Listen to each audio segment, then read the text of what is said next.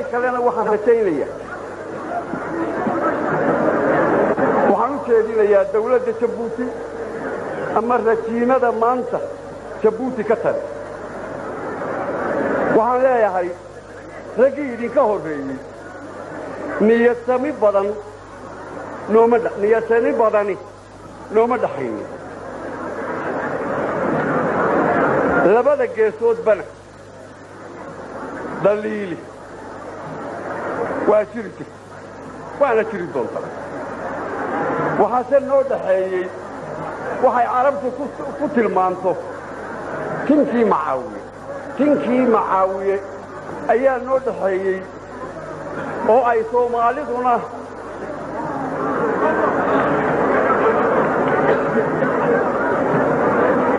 Soomaaliduna kaga maahmaahdo kala lulasho kala go'ayda kala lulasho kala go' ayay dhaantaa ayay Soomaaliduna kaga maahmaahdo ayadoo rajiimadan maanta joogtaa si wanaagsan weli u gujirsan labadii dalna waa kala go'an yihiin labadii dalna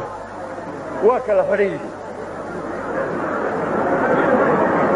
waxay tidhaahaa Soomaalidu karis xun iyana kuwa halaabay tidhaahaa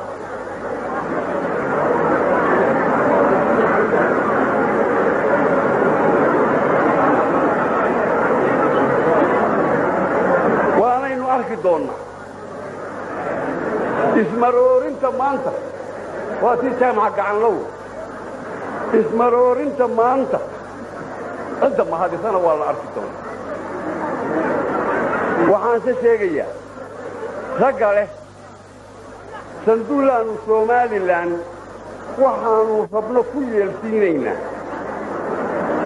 waxaan raggaa ku leeyahay xidigaha cirka ilaah ku beeray ee ka widhwidh leh ayaa idinka dhow inaad Somalilan u talisaan oo waxaanay raalli ka ahayn yeelsiisa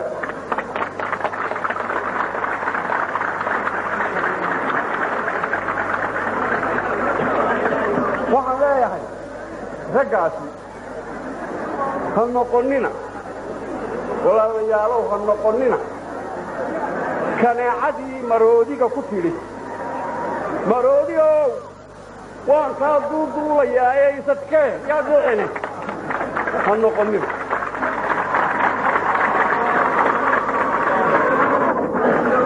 tobankii sano ee Somalilan soo jirtay meelo badan ayaa laga colaadiyey oo aan waxba loola hadhin Butras Qaali UNICEF walaalaha iyo carab badankooda walaalaha iyo carbeed badankooda iyo ummado kale oo aanan halkan ku magacaabaynin annaga oo hadda isafgarannay kulligood waxay ku dadaaleen inay Somalilan saaraan dabool ay iyana dabool iyana ciijiya inay Somalilan saaraan dabool iyana ciijiya caalamkana ka qariya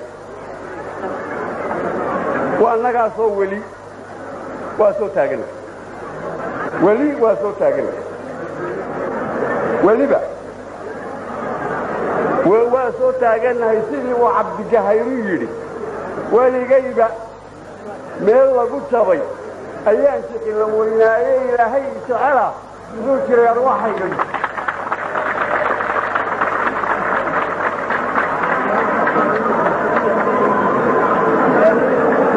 waxaan kelmaddaa ku wajahan dawladda Jabuuti ku soo gunaanadaya waxaanu raadiyayaasha ka maqallay waxaa shirka ka qabanqaabinaysaan wafdi noo yimaada oo shirka na keena hadduu wafdigaasi ka kooban yahay xubno reer Soomaaliya ah oo shirka ka socda waanu soo dhaweynayna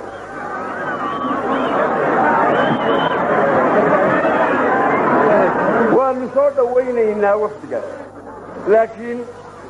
laakiin soo raaci mayno ee waanu u soo warramaynaa oo runta maanta ka dilan ayaanu daboolka uga soo qaadayna warkaas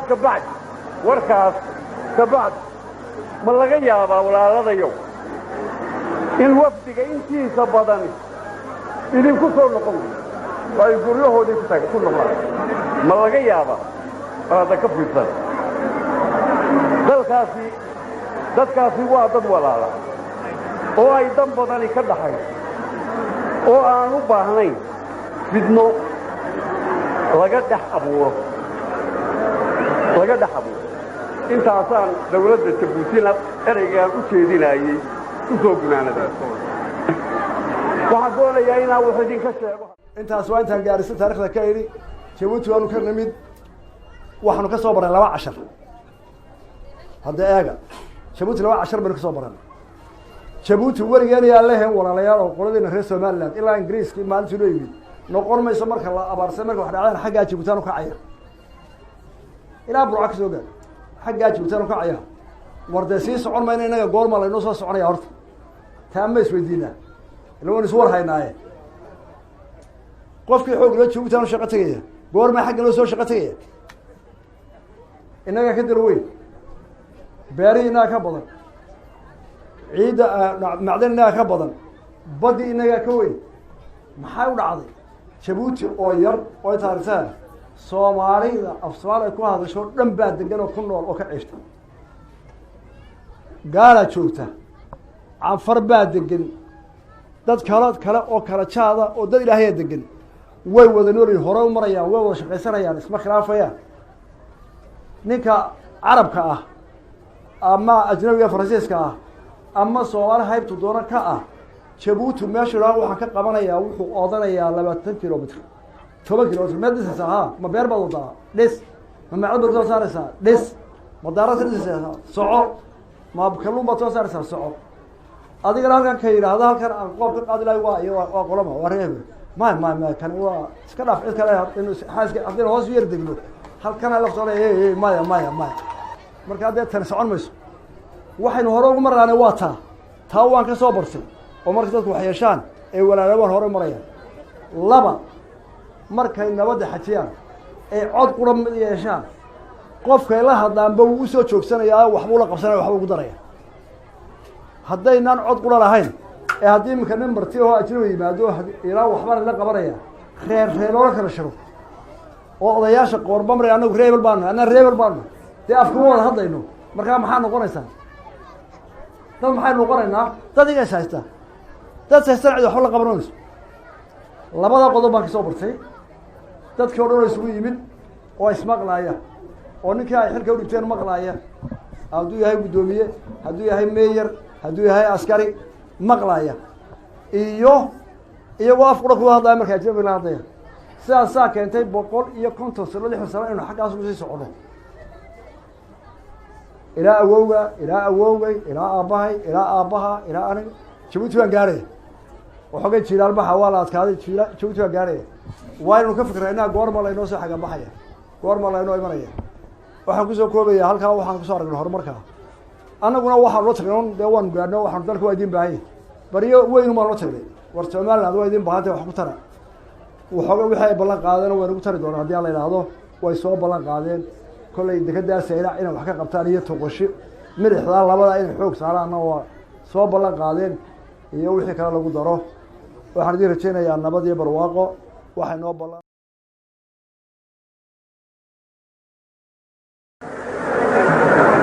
erey kalena waxaan rajaynayaa waxaan u jeedinayaa dawladda Jabuuti ama rajiinada maanta Jabuuti ka tali waxaan leeyahay raggii idinka horreeyey niyadsami badani nooma dhaxaynin labada geesoodbana